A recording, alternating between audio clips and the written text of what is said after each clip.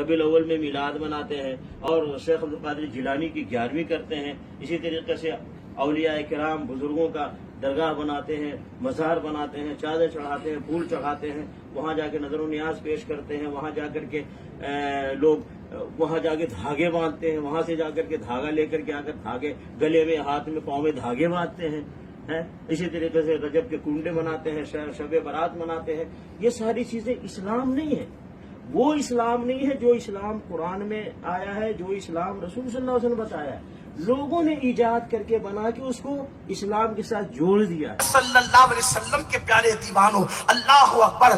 یہ بدعت نہیں ہے جس کو لوگ بدعت کہتے ہیں، اس لیے کہ اس کو بدعت اس وقت کہا جا سکتا تھا جس معنی میں لوگ اس کو بدعت کہتے ہیں کہ حضور علیہ السلام نے کوئی کام کیا ہوتا اور اس کی مخالفت میں کوئی کام گڑا جاتا تو یہ بدعت ہوتا. حضور نے تو پہلے ہی دن اعلان کیا، ایمان لانے کے بعد سب سے بڑا عمل یہ ہے کہ بھوکوں کو کھانا کھلاؤ. نیاز کس چیز کا نام ہے؟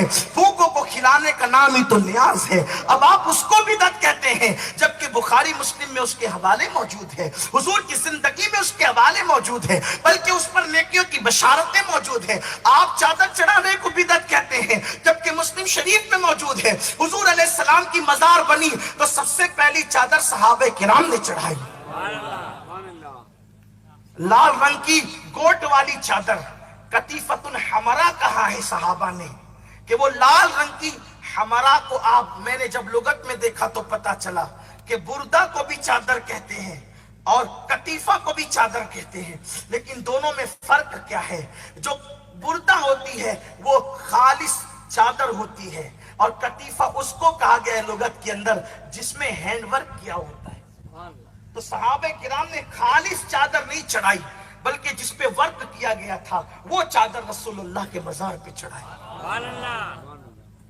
آپ تو ساری زندگی چادر سے جہاد کرتے رہے، لیکن جب آپ کو نکال دیا گیا، آپ پہ فتوے آنے لگے عرب سے کفر پر، کفر کے فتوے آپ پر آنے لگے عرب سے، آپ کو ہندوستان میں مشکوک نظر سے دیکھا گیا تو جمعیت العلماء کے صدر بھی سر پہ چادر لے کر کے اجمیر معلیٰ کی گلی میں نظر آئے.